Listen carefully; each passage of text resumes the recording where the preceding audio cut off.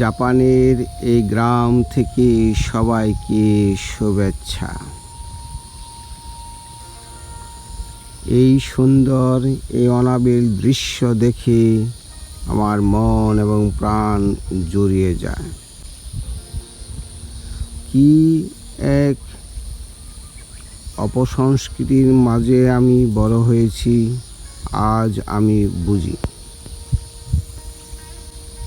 যখনই আমি জাপান কল্পনা করতাম, তখনই মনে করতাম জাপান এমন একটা দেশ, সেখানে স্টার ট্রেক, রোবট সমস্ত কিছুই যেন বৈজ্ঞানিক গবেষণার মতো।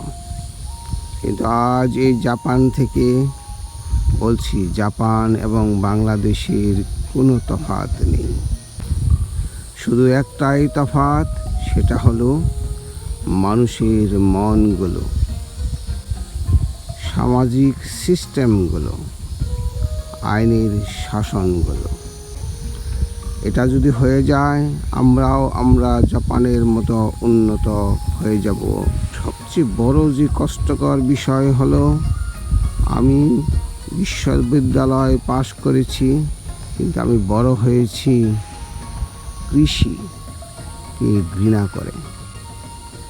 নিম্নবিত্ত এবং নিম্ন শ্রেণীর মানুষকে ঘৃণা করে। জাপানে এসেও কৃষিকে অবহেলা করেছি। যারা কৃষিকাজ করে তাদেরকে বলেছি এক ধরনের ছোট লোক, চাষা বসা মানুষ। তখন আমার ওয়াইফ খুব সারপ্রাইজড হয়েছিল, বলেছ আপনি এগুলো আর বলবেন না, বললে কিন্তু এখানকার কৃষকরা আপনার উপর খুব রাগান্বিত হবে এবং আপনাকে পছন্দ করবে না। আজ টানা থাকার পর বুঝলাম, জাপানে কৃষক, শ্রমিক, অফিসার, আইনজীবী, রাজনীতিবিদ, এদের মাঝে কোনো তফাৎ নেই।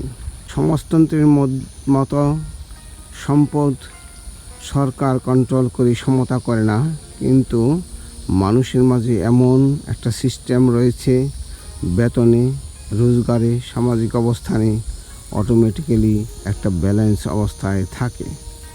বাংলাদেশ যদি মানুষ কৃষিকেন্দ্রিক হয়, সমাজে যদি আইন থাকে, সামাজিক নিরাপত্তা থাকে, আমরা যদি শুধু জাপান নয়, পৃথিবীর বিভিন্ন দেশ, যেসব দেশ উন্নত হয়েছে তাদের প্র্যাকটিসগুলো, ভালো প্র্যাকটিসগুলো, বেস্ট প্র্যাকটিসগুলো যদি আমরা বাংলাদেশে নিয়ে আসতে পারি, তাহলে বাংলাদেশও দ্রুত সুখী সুন্দর দেশ হয়ে যাবে।